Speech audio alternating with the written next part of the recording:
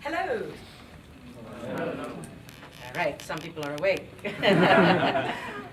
The session is about building trust inside a team. Why is this important to you? Because we are part of that team. We're part of that team, yes. What else? We need to continuously collaborate with them, so we need to have trust. We want to collaborate, and trust helps with that, yes. It's the main ingredient for success. It is an important ingredient for success. It is a main ingredient for team dynamics, that's true, yes. For efficiency. Efficiency. And how is trust connected to efficiency? Yeah, if you trust someone in our team, then they will feel happy and they will feel confident to do it. And if the team will feel confident and trust each other, the work will be done by them also will be better or best one of them. Yeah? And the efficiency will be higher. It's all of that, and it reduces the blah blah, yes? Reduces the explanation, and also reduces the cover my behind. Right? One more? Yeah? Yeah, so I was saying that while working with many team members, I've seen that if they trust each other, that is the only path they can ask for help. That is one of the most important thing, because if I don't trust you, I will probably not open up to you that I have a problem, I need help. Absolutely. I think that's the most important thing. Absolutely. People will feel free to ask for help, and people will be okay about feeling vulnerable. I don't have all the answers, I don't have the work done, I don't know everything, but it's okay because within this team, they will help me. Absolutely. Yeah. All right. I'm Silvana Wositova. I've worked at companies in Canada, US, Switzerland, Germany, Indonesia, and have been doing Scrum and Agile since 2005. So this is something that's important to me. And let's look at one of the important aspects of this topic. What is a team? This is one of my teams. What makes it a team? They work together, they're achieving a goal. Absolutely crucial that they have one goal and that they're aligned on that goal. In a team,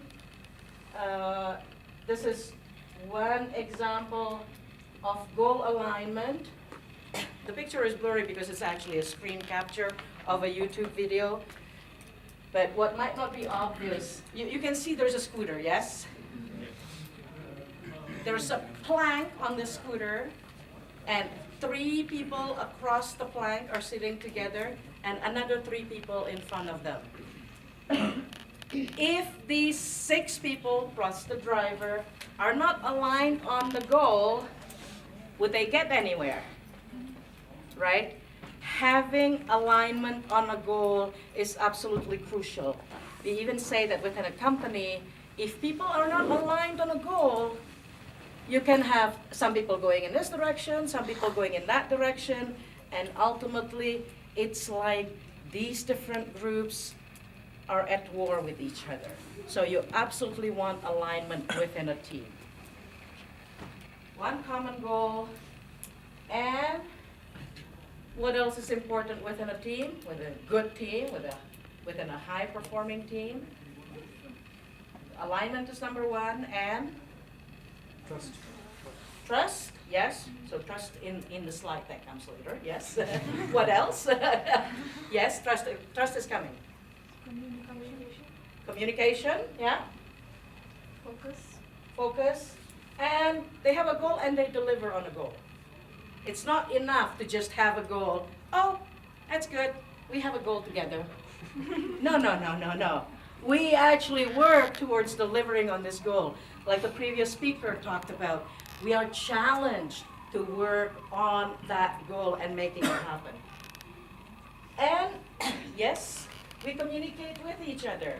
Because alignment only happens when we do communicate, and if there's a delta, if there's any kind of, hey, this thing came up, that needs to be communicated so we do the course correction.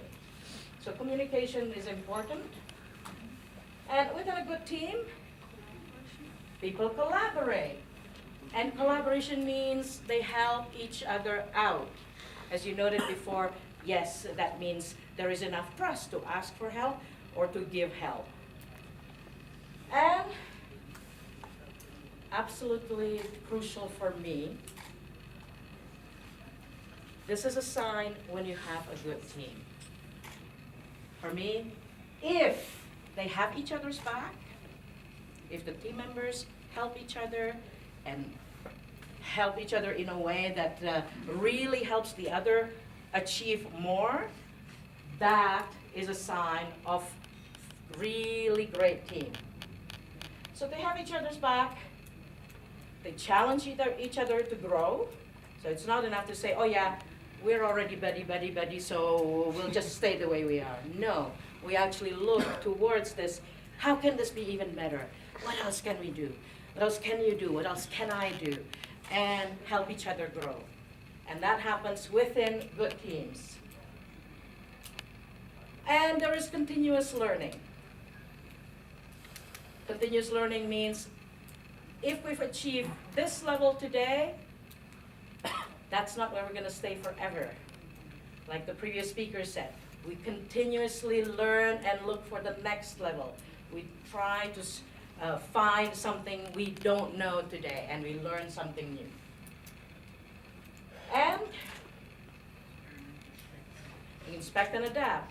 An Agile principle, something that we do to improve, and we also play and have fun.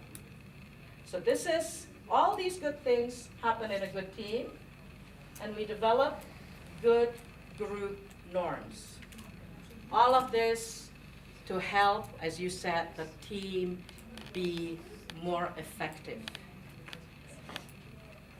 There was a Google study done about what factors contribute to a team's effectiveness.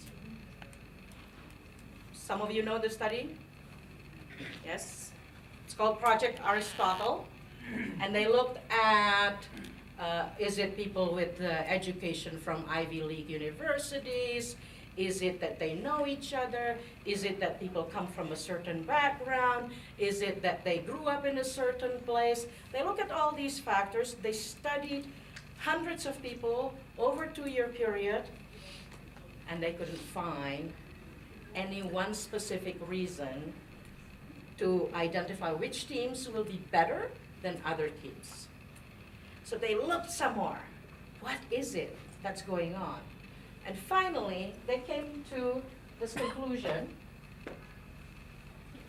that the number one differentiator that can predict that a team is going to be high performing is that they trust each other, that they have psychological safety, that it's okay to make a mistake, that it's okay to be vulnerable, that the team members will compensate for each other, will help each other out, and will help the whole team succeed. Number one reason. The other reasons are that they can depend on each other, that there is clarity within a team about their goals, about their working agreements, about the structure that they're using, that their work has meaning, and that the team members think that their work matters, that they have an impact on the work itself and on the company and on the larger world. So all of these are the factors that are needed. So let's come to trust.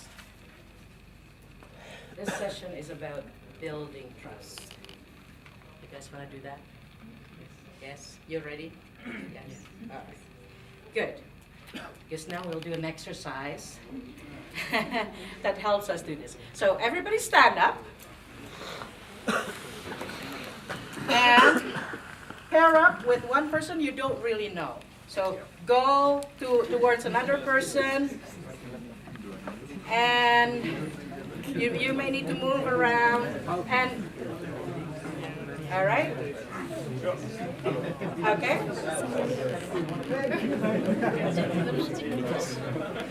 All right. So you have another person. Two or more people can also join. No, just two. Shake the person's hand. You can only shake one person's hand. All right. Everyone ready? Is anyone still looking for a pair? Who does not have a pair? I'm trying to figure out who I don't know. Okay, in your case, you can go with somebody you know. There you go. There's a lady in the back. I mean, there's a lady there. Okay. So you need to come closer together, because eventually you'll sit down together, but not yet. So now, the instruction is, you look at the person, you look them in the eye, and in your mind, without saying anything, decide for yourself on a scale of 0 to 10, how much do I trust this person? Okay? So just decide. You don't have to say anything. You don't have to tell the person. Decide for yourself. Look them in the eye and decide. Done? Okay. On a scale of 1 to 10, how much I can trust or what? How much you trust this person? You don't have to tell them. Yeah. This is just for your information. Okay, I'm not trusting them. You don't have to say it. Yeah. You don't have to say it. Okay. What is the purpose, right? For what we are. You'll find out in about 20 minutes. So hold that question and ask it again later. Okay? So now, you sit down together, side by side with this other person. Okay? And we'll take turns. One person will start, then the next person will follow. And this is what you will do. The person who starts will tell the other person their life story. Okay? Significant moments in their life. Things that were important and made you who you are. Okay? Now obviously your life is long, and you only have, let's see, you only have 5 minutes for this exercise. So you tell the other person, you can start whether it's in your childhood or when you started university. You can start anywhere you want, but tell the other person your significant moments in your life. And the other person, your job is to listen. You will listen, you will not interrupt, you will not say, oh, I went to the same place. No. You will only listen with a spirit of, I really want to know this person who may be a stranger. I'm really curious, I want to know this person. Any questions? Okay, so you'll have 5 minutes, and after 5 minutes, I'll time us. I'll time us for 5 minutes. So after 5 minutes, you will swap, and we'll do the same thing with the other side. Okay? Now, the 5 minutes, when we start, the person with the shorter hair will start telling you.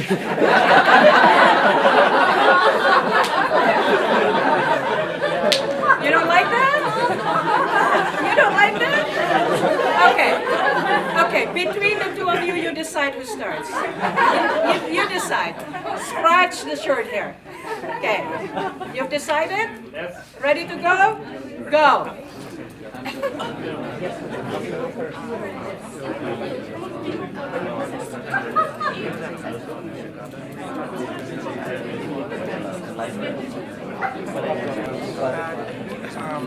The reason I realized that it's attention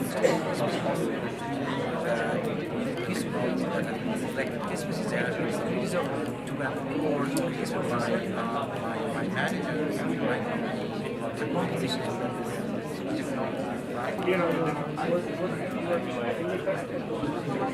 1 minute left.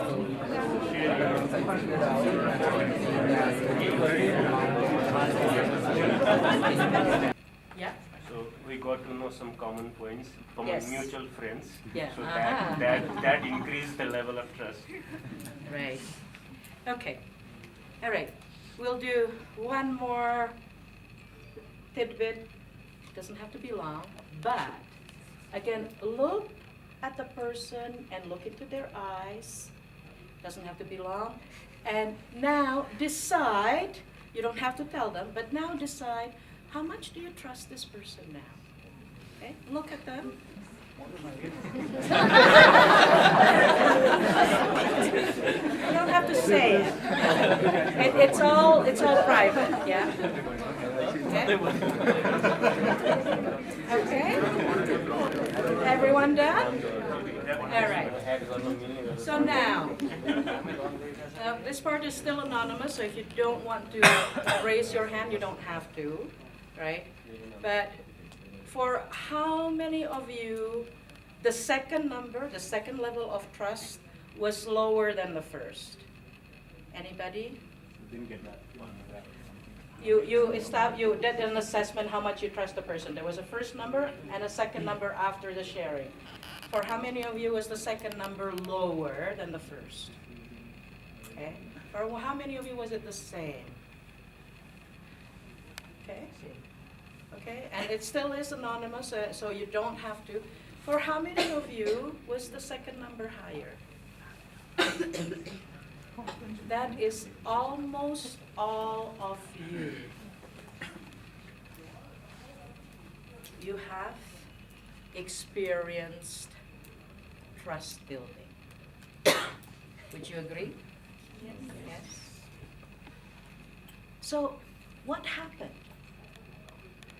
What contributed, what made it that the second number was higher, that you trust the person more? What happened? At the first, known their stories. You heard their stories, yes? you become vulnerable to them. You become vulnerable, and they were vulnerable with you as well, yeah? It's not just you. It's not one-sided, yeah? Just like she mentioned, at first the person was just a person, a picture, but now the picture has a story and it has touched their life. Yeah. Now you know them better. Now they have a life, yes. Yeah. What else? Okay, so you mentioned you became vulnerable, you got to know them. Yes, it was easier the second time around.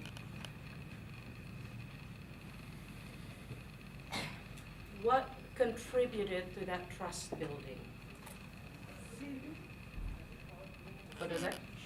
Sharing, yes. Yeah, both sides opened up, told their life story, yes. You understood like what kind of person the other one is like. Yeah. What matters to them and what doesn't. What matters to them? What values they have? They have and then depending upon them, also you can like trust the people. Like, okay, this is a trustworthy person. Based on what you heard, you decide that I can trust this person more. Okay, what else? There was a connection between the two. Yes. As they were speaking, there was connection, and now you trusted the person. Yeah. Found some common interests as well. Common interests, common elements, common friends. And how can you use this? You know, we've just built trust. Yeah. We established that. With the person that you don't know or you have doubts with. So you can choose how to communicate with somebody you don't know, yeah? And what would you do? Talk to them. Talk to them and Empathize with them. Listen. you listen, yeah? Connect with them. You connect with them, you give them room to say their piece, yes? I got that. The eye contact, yes. It doesn't have to be prolonged, but it is a connection. So For some people, it is uncomfortable that you look fleetingly and you look away. It doesn't have to be right. Just enough to see the person, acknowledge that the person is there, and that you are welcoming this person. Yeah, that's enough. It may not be always the case, isn't it? Like, because it depends upon the person. Someone wants to keep your person like someone. Absolutely. So and it was a chance that we had to do it, and so we did it. But Yes. it's up to the person and how much they want to be vulnerable. This is true. Each person can decide how much they want to share. Yeah. What instructions did I give you? No restrictions. I asked you to share what's important to you, and that's it. There was nothing about what can or cannot be shared, right? So yes, each person can decide how much they are willing to share, and you can decide how much you're willing to share. So this is absolutely true, and it continues to be true. The reality is, in this whole room, almost every hand rose. Yeah, so it is powerful. Okay? So what else can you do? Knowing this, how can you use this exercise? We could use it to build trust within the team. Within your team. This is what we started with. Why is it important in a team? Why do we want trust inside a team? And if you don't have trust inside the team, here's one exercise you can do with a team. Right? This is something, and you can say, oh, I just went to this conference and I learned something new. Guys, let's try this. Let's try it and see how it how it works here. You can do that. Where would you do that, or when would you do that within your team, for example? You can chat with them over lunch, or can even like set up a one-on-one meeting for 15 minutes, 20 minutes in their free time if they are willing to. Absolutely. You can do it as one-on-one conversation, lunchtime, or others. You can also do it as a new person to the team. And this is true, I've had existing teams that say, wow, we've been working together all these years, and I didn't know this about my team member. So you can also do that with an existing team. When somebody new joins the team, it's a good excuse to do it for everybody, because, hey, we have an opening. But the reality is, oftentimes, the whole team would benefit from it anyway. Okay? So when else would you do that? Yes, one-on-one conversations. What else? I think it can be done as part of a team building exercise, It could be as part of team building. or even team meetings.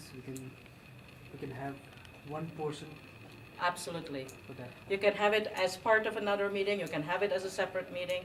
You can have it as part of a retro. You can have it as a separate thing of, hey, we're between projects. Let's do this exercise. All right. And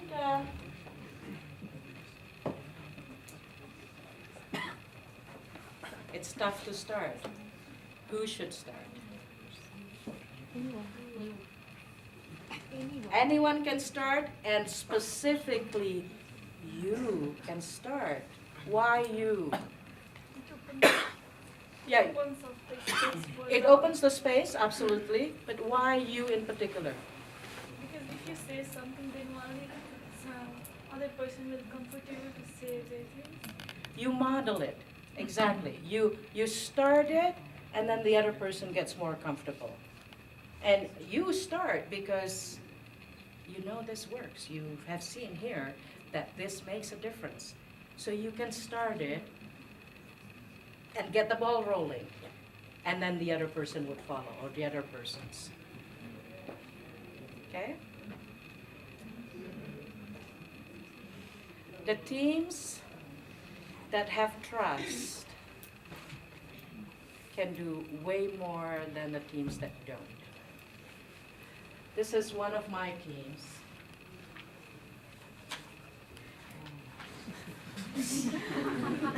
And we were a crazy bunch, yes. But that was our team culture, okay? So within our team, we could do whatever. And yet, with this team, I hold this team as my high water mark, and I measure every other team against it. Because with this team, I say, if a war breaks out tomorrow, I want them on my side. Because they will have my back. Because we will overcome. We will achieve way more. Because we have achieved way more. And we had spent this time of getting to know each other. And this is something, yes? Yes, the middle one standing is me, yes. It is my team, yes. And you too can have such high-performing team where you feel like we're invincible, we can achieve anything. And it starts with you. So how many of you want to do something like this with your team? Thank you.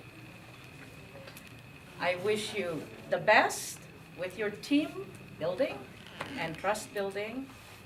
And if you have any other questions, I'll still be around. Thank you.